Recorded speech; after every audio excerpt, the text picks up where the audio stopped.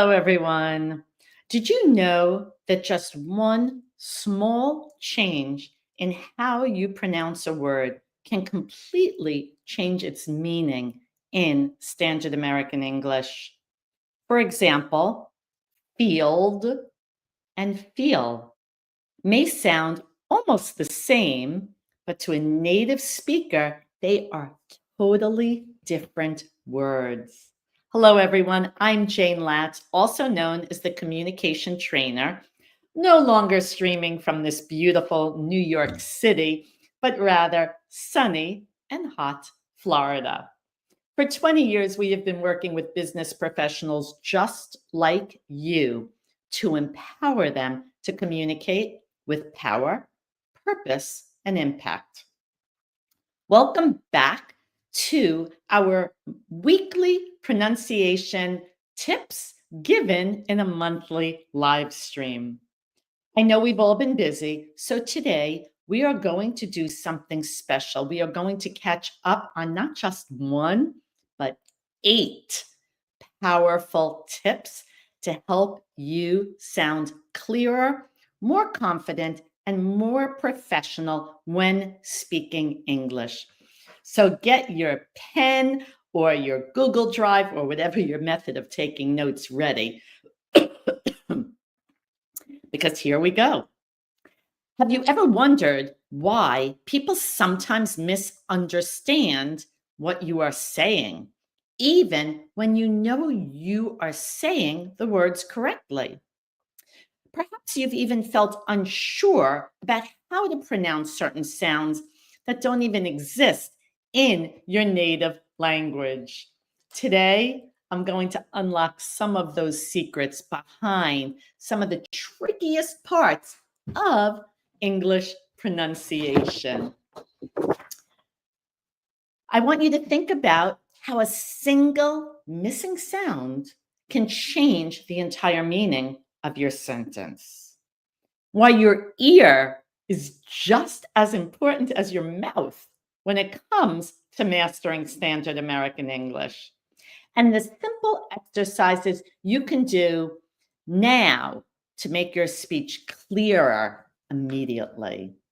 Whether you want to be understood in meetings, give presentations, be more confident, or just feel more at ease in everyday conversations, these tips are for you. You will walk away from this live stream with practical tools that you could use right away, and maybe even a few aha moments about the English language. So grab your notebook, get comfortable, and let's dive into 8 essential tips that will transform the way you speak. And if you are viewing and watching, feel free to comment in the comments section. I do try to answer all the questions and welcome you in from wherever in the globe you are. So tip 17 is remember to produce both consonants in a consonant cluster. And when I say tip 17, remember, I am summarizing our weekly tips. Every week, you can find our video tips all over our social media, either YouTube, LinkedIn, Instagram.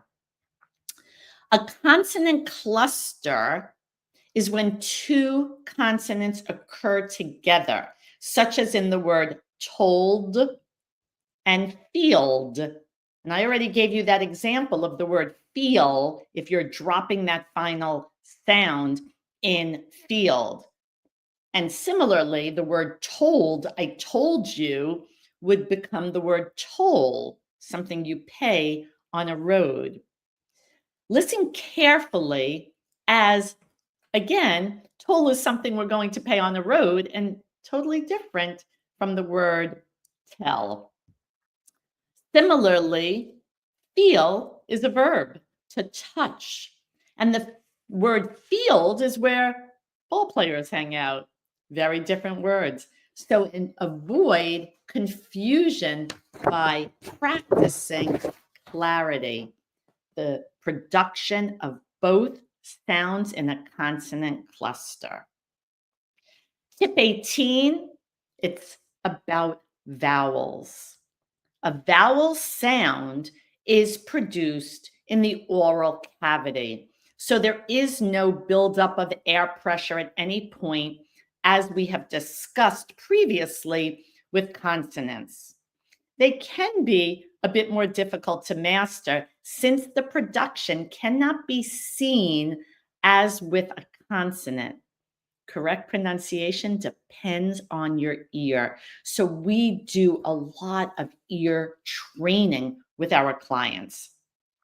It's so important to listen to audio examples and master the comprehension of the different vowels, because each vowel sound can completely change the meaning of a word. Don't be discouraged. It does take time. Consistent listening and repetition will help you improve your accuracy and confidence. When we work with our clients, something I love to do is a vowel comparison chart, such as the words like, Luke, luck, lake. We have the exact same consonants, and all we're changing are the vowels. And look at how many words change with just that vowel. So tip 19 is about this very important ear training called auditory discrimination. That's the ability to hear the difference between two sounds. It's a critical step. As I just mentioned, when we do that vowel comparison, can you even hear the difference between Luke, like, lake, luck? Because all I'm changing are the vowels. Additional examples for you to listen: still, steal, man, men, sit, seat. Those words differ just in the vowel. They may seem very similar, but to a native speaker, they are completely different words. Developing this skill takes a great deal of ear training and focused listening. You have to hear the difference before we can even hope to pronounce the different words. So try practicing with minimal pairs. Minimal pairs are words that differ just in one sound, such as still and steal. Repeat them out loud, paying close attention to how each vowel sounds. One of the pages that our clients get in our corporate speech solutions training binder has a list of these valuable minimal pairs. So don't be frustrated.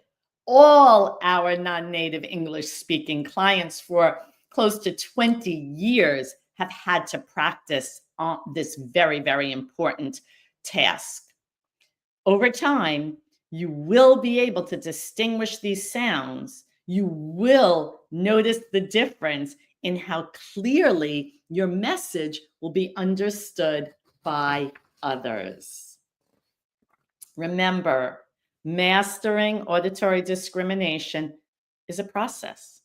With regular practice, you will gain both confidence and clarity in your spoken English. We are now up to tip 20 in our weekly series. The tongue plays a key role in shaping these very important vowel sounds. So it is essential to understand the articulators that are important for clear speech. Many languages don't rely on as much tongue movement. So practice exercises such as la la la la la, lo lo lo lo lo, li li li li li, so that your tongue becomes more active. Like any muscle in the body, it's important to practice, gain agility. Warming up the tongue will improve your pronunciation and help with vowel clarity. You might be surprised how much more flexible and responsive your tongue becomes with just a few minutes of daily practice. Over time, these simple exercises will make it easier to produce new sounds accurately and confidently, leading to clearer, more natural speech in English. Tip 21. Remember, we've been discussing ear training. Now I want you to hear the difference between the short and long I, something that almost all our non-native English speaking clients struggle with. I remember when I first started the business 20 years ago, working with a woman from Ukraine. And she was so embarrassed because she said every time she says the word sheet, like she puts on the bed, it came out saying a word she did not want to always say. You can imagine what that word is. I suggest downloading our sound files in our digital book, Talking Business When English is Your Second Language. You can probably get the link from the comments section. This book is invaluable for anyone looking to improve their pronunciation of standard American English. Not only is the content in the workbook thorough, complete, educational, but there are over 150 downloadable sound files for you to practice that ear training and ear discrimination. For example, can you hear the difference between the word hill and heel? Mill and meal. This is the difference between the two vowel sounds, the short and the long. Still, steal. Still, steal. Fit, feel. If you don't hear the difference, replay this, or better yet, get the sound files. There are many, many more examples for you to practice. The production of these two vowels is quite similar. However, the lips are more rounded with the short I, as in hit, than the long I, as in heat, hit, heat. So record yourself and practice. Train your ear to build that muscle memory. It seems daunting, but you can do it. Mastering this distinction will help you to speak with greater clarity, greater confidence, and with less misunderstanding in the workplace. Tip 22 is the correct pronunciation of vowels. I just focused on two, but of course, there are many. So another one is distinguishing between the oo in food and the in could. Could, food. Often miscommunicated. For example, as I said before with lake, like, lick, Luke, with that ooh sound, may be mistaken for look. They're totally different vowels. Remember, just switching that vowel can completely change the word. Is that why people look confused when you're speaking? To improve your ability to distinguish these words, practice again with these sets of minimal pairs.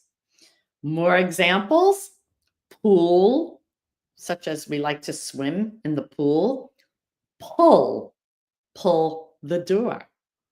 Regular practice will enhance your ear training and improve accuracy. Again, it takes time, it takes training of the ear, and it takes practice, all of which we can do with you in our one-to-one training. However, That's not for everybody. So I do suggest getting the workbook. Great value, digital, 150 downloadable sound files. You can learn to master it on your own.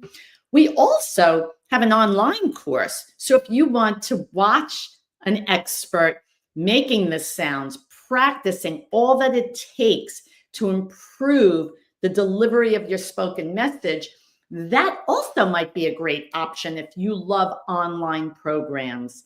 It's available on the website. It's called Reduce Your Accent, and it comes with that workbook that I talked about, Talking Business, as well as many other valuable handouts. So you've got some great choices if you're serious about improving your communication. So tip number 23, let's talk about a sound feature that can make your English sound much more natural, something that surprises some non-native English speakers. And it's a big word. It's called diphthongs. Like any profession, we all have our terminology.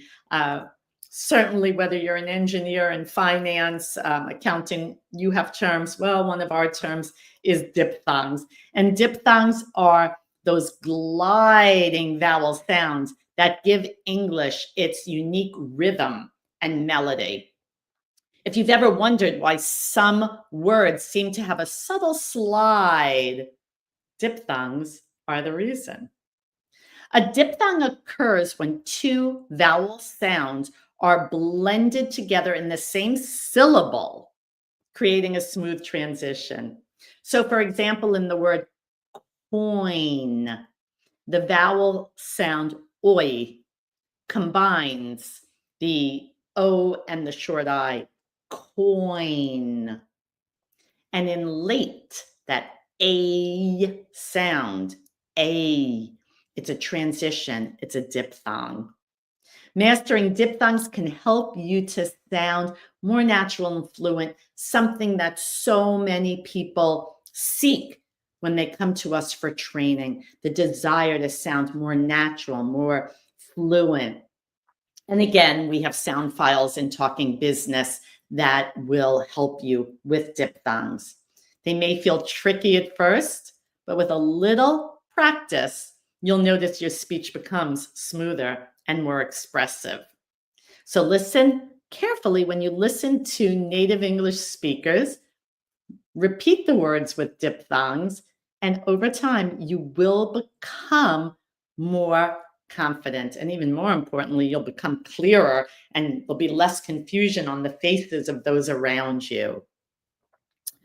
So tip number 24 is a challenge that even advanced speakers face, and that's pronouncing regular verbs in the past tense. It's one of the first things I noticed when I'm having a conversation with a non-native English speaker. It's one of those details that make a difference in not just understanding, but professionalism, sounding clear and confident, and of course, having that executive presence that so many people seek. Mastering pronunciation with past tense is tricky. It's important to pronounce the past tense of a word correctly to avoid confusion with your listener. Because did it happen now? In the past? It's so important that they understand. I will say, and I'm very proud of it, we have a thorough explanation of 3 sounds of how to pronounce past tense, which I'm going to share with you right now. And it is very carefully, clearly written in Talking Business when English is your second language. And we have the sound files for great practice. In standard American English, there are 3 ways to pronounce past tense. I know that many native English speakers aren't even aware of it because they just learned how to speak and they just learned grammar at a young age. So there is a D sound.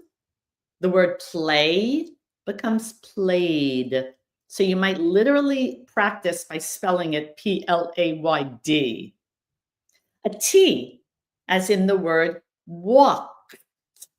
That's how it's pronounced. Walked. I walked down the block. For practice, you could write W-A-L-K-T.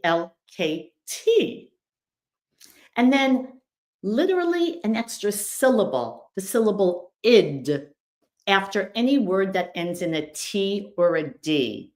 Want becomes wanted. I wanted to win that prize. Need, I needed more time. An extra syllable. 3 different ways to pronounce past tense. And yes, it does take practice.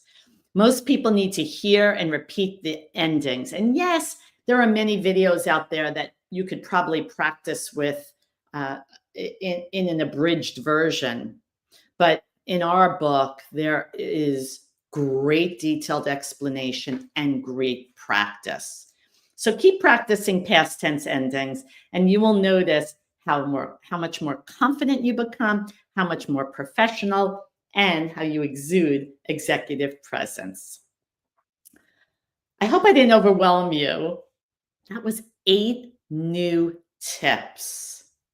These small changes in your pronunciation can have a big impact on how you're understood. Management comes to me with their top employees, their bright employees, their emerging leaders. And one of the messages is always the same. We have this really talented individual, but we cannot promote them because of their communication skills. So don't be discouraged, because there is help. We're here to help. Talking Business is here to help. My online course is here to help. And this video is here to help. Try to focus on just 1 or 2 of the tips each week, which is why we send out a weekly tip every week. The more you practice, the more you will see the change. These tips do live on my YouTube channel, so you can take your time and rewatch and practice as often as necessary. And of course, if you're not a subscriber and you're just passing through, you may want to subscribe now. I do want to thank you for joining me today. I know there's so much going on in your day, and the fact that you took some time out is so greatly appreciated. If you find these tips helpful, revisit. Let me know about your progress. Give a comment or reach out, certainly with any questions. And of course, if you are interested in our one-to-one training, schedule a call. As always, we do have many, many resources and exercises on our website, corporatespeechsolutions.com. We have free resources. You'll find the link for Talking Business when English is your second language. You'll find the link for the online course, and you'll find many more free videos all over my YouTube channel. So keep practicing, keep listening, and keep speaking, because that is how you will master standard American English. Speak up, because your voice matters. I'm Jane Latz, the communication trainer, and I look forward to seeing you next time to continue to unlock your best English. Thank you again for watching.